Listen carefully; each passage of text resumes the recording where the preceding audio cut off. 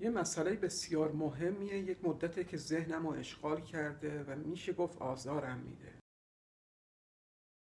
ما زیاد راجع به آگاهی های کیهانی و فراحسی صحبت کردیم، ولی اینجا یه خلط مبحثی پیش میاد و اون مفهوم آگاهیه. بین آگاهی و هوشیاری تفاوت معنای بسیار زیادی وجود داره. ببینید عزیزان، اگر بشه تصحیحش کرد، من ترجیح میدم به جای آگاهی های کیهانی بگم هوشیاری کیهانی. این مطلب درستریه. چرا؟ چون مدتهای زیادی از موقعی که مغز انسان توسعه پیدا کرد و انسان رابطه‌ش رو با محیط، با طبیعت از دست داد، شروع کرد به بی‌توجهی نسبت به بسیاری از اطلاعاتی که از محیط بهش میرسه. هوشیاریش رو از دست داد. یعنی اجداد ما، گذشتگان ما در چند هزار سال پیش بسیار نزدیکتر بودن به طبیعت و کیهان. به خاطر همین حس شیشمشون بسیار عالی کار میکرد. نمیتونم بگم آگاه تر بودن، نه، هوشیارتر بودن، چیزی که مردم امروز ندارن. عزیزان، اینو میخوام تصدیق کنم. ابتدا باید اختلاف بین آگاهی و هوشیاری رو بدونید. آگاهی اطلاعات ذهنیه که افراد دیگه دارن به ما میدن، ولی هوشیاری یعنی گرفتن اطلاعات از محیط و کیهان. در طی سالهای بسیار زیادی که انسانها امنیت اجتماعی پیدا کردن، هوشیاری طبیعیشون رو از دست دادن.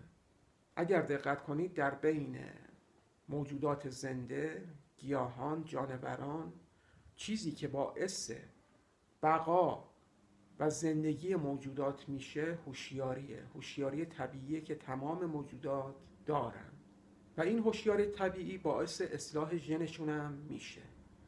یعنی انقدر این هوشیاری طبیعی کار میکنه که مغز متوجه میشه که باید از لحاظ فیزیکی تغییری در خودش به وجود بیاره.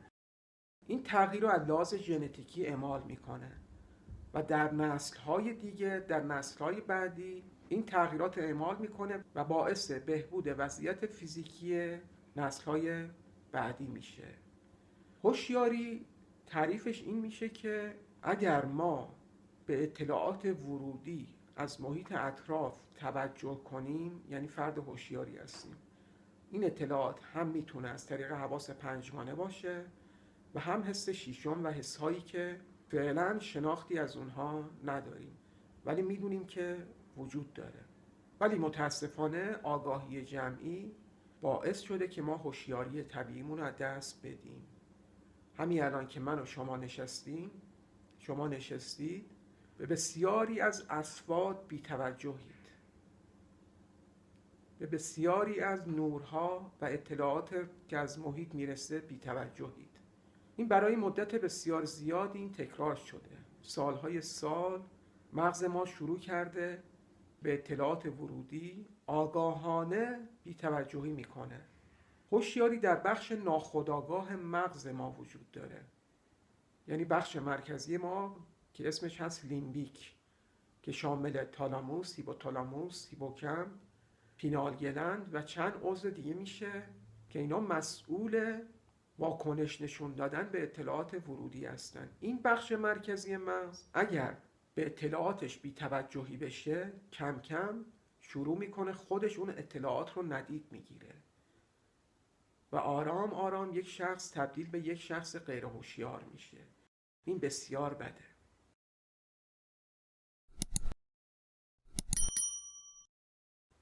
عزیزان، درسته که ما در محیط‌های اجتماعی زندگی میکنیم و بسیاری از امنیت‌های اجتماعی رو به دست آوردیم. امنیت بهداشتی، امنیت روانی، یه امنیت غذایی در حد بسیار پایین. ولی از اون طرف یادمون رفته که ما در بین خودمون، یعنی در بین گونه بشر، دارای رقابت هستیم. همونطور که تمام گونه ها رقابت داخلی بین خودشون دارن. اگر توجه کنید، گونه ها برای بهره برداری بیشتر از غذا، بهره برداری بیشتر از زندگی با هم می جنگن، تا حد مرگ پیش میرن. ولی امنیت‌های اجتماعی که بین انسان حاکم شده باعث شده این هوشیاری طبیعی رو از ما بگیره. بسیاری از شما مخصوصا جوانها به هیچ عنوان نسبت به اطلاعاتی که از محیط میرسه توجهی ندارید. دچار یک خمودگی ذهنی شدید. دنبال کسب آگاهی هستید، ولی این آگاهی ها عموماً برای بقای شما اثری ندارن. برای ارتقای سطح زندگی شما هیچ اثری ندارن. میبینید در سطح اجتماع افراد بسیار آگاهی که لحاظ سطح زندگی بسیار بسیار در سطح پایینی زندگی میکنن، ولی از اون طرف افرادی رو میبینیم که سطح آگاهی علمی، آگاهی اجتماعیشون بسیار پایینه، ولی چون از بچگی در سطح محیط، در سطح اجتماع زندگی کردن و نسبت به اعمال دیگران، نسبت به واکنش‌های دیگران حساس بودن و حساس بزرگ شدن، افراد بسیار موفقی شدن. یعنی آگاهی اجتماعی نمیتونه زندگی ما رو، زندگی فردی ما رو ارتقا بده. باید چیکار کنیم؟ همونطور که گفتم، بخش ناخودآگاه ما توجه میکنه ببینه کدوم اطلاعات مورد توجه ذهن آگاه قرار میگیره و بعد از اون به اون اطلاعات بیشتر توجه میکنه. این خاصیت ناخودآگاه ماست. یعنی نگاه میکنه ببینه ما آگاهانه به کدوم اطلاعات داریم واکنش نشون میدیم، به کدوم اطلاعات داریم توجه میکنیم، و ناخودآگاه بعد از اون به اون اطلاعات بیشتر توجه میکنه. عملاً اون اطلاعاتی که میرسه به بخش لیمبیک مغز اگر مورد توجه ذهن آگاه باشه، اونا رو میفرسته تو بخش کورتکس مغز برای کسب خاطره، برای به خاطر سپاری، برای حفظ اون عملکرد و اون واکنش. ولی عملاً ما در اجتماعی که یه امنیت جمعی داریم کم کم عادت کردیم که این هوشیاریمون رو فراموش کنیم. شاید نیازی به اون تشخیص ندادیم.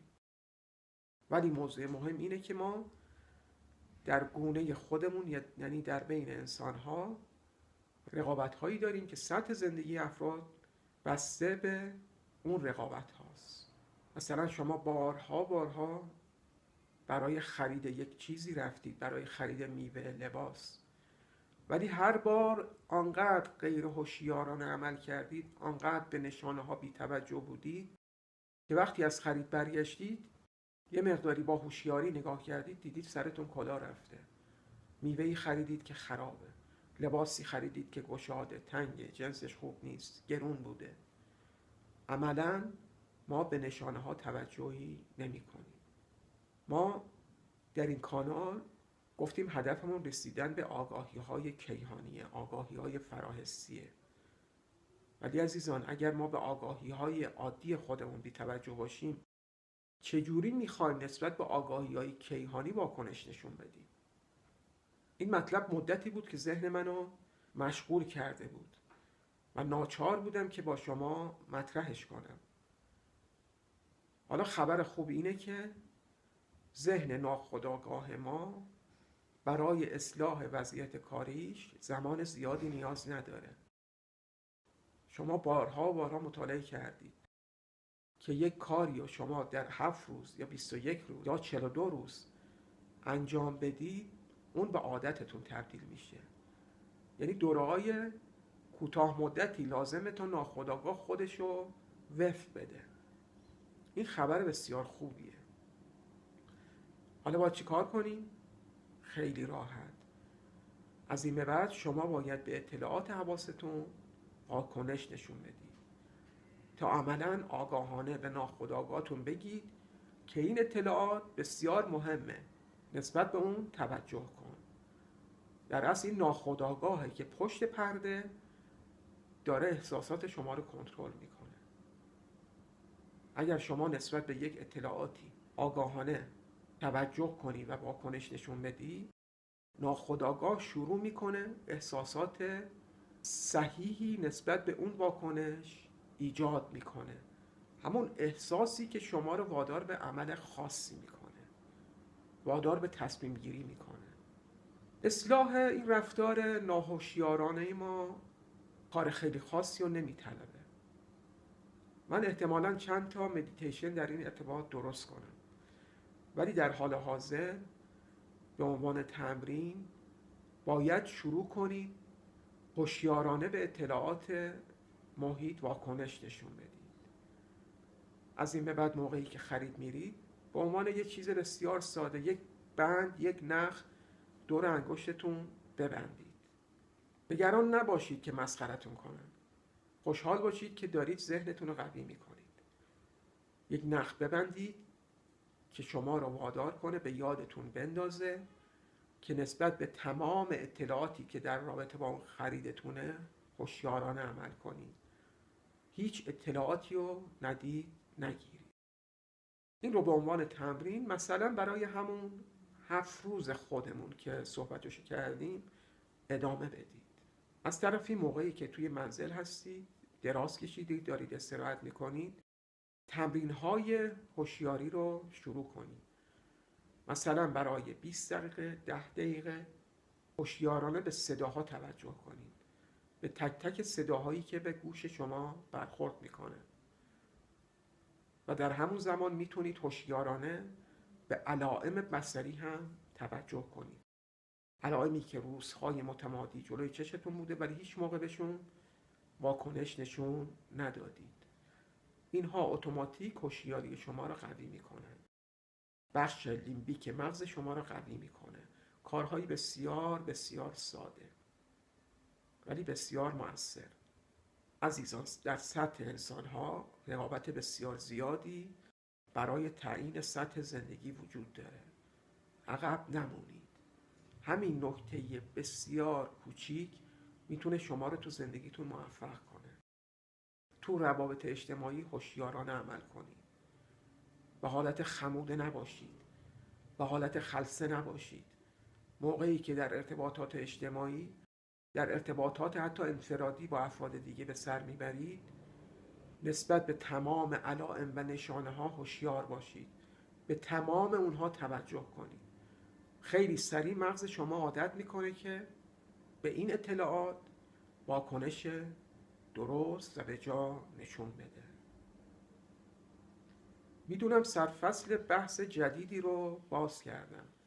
انشالله مدیتیشن های مناسبی رو برای این تدارک میبینم، ولی از شما میخوام واقعا به این توجه کنید، چون واقعا احساس مسئولیت میکردم. حس میکردم شما دارید کسب آگاهی رو با خمودگی دارید اشتباه میگیرید. کسب آگاهی های کیهانی به این معنا نیست شما دائما در مدیتیشن و بی‌ذهنی باشید. اصلا به این معنا نیست. مدیتیشن و بی‌ذهنی هایی که ما داریم تدریس میکنیم برای بخش کوچیکی از روزه، مثلا برای 3 تا 20 دقیقه که شما به آگاهی هایی که خارج از حواس پنجگانه‌تون هست واکنش نشون بدید. به اونها توجه کنید. به ناخودآگاهتون بگید که آگاهانه میخواید به این علائم و این نشانه های فراحسی توجه کنید که در اون صورت ناخودآگاه به این علائم به خصوص مربوط به چشم سوم و چاکراها توجه ویژه خواهد کرد. ولی این برای بخش کوچیکی از روزه، برای مقطعای بسیار خاصه. در غیر از اون مقاطعی که مدیتیشن میکنید باید هوشیاری خودتون رو بالا بیارید، چون اینه که سطح زندگی شما رو تعیین میکنه، چیز دیگه ای نیست. شما فقط در هوشیاری میتونید از منافع خودتون دفاع کنید و کسب هوشیاری نیاز به اون داره که به نشانه ها و علائم توجه کنید و مغزتون رو تربیت کنید. خیلی سپاسگزارم که تا پایان ویدیو با من همراه بودید. تا دیداری دیگر آگاه باشید و ماندگار. خدا نگهدار.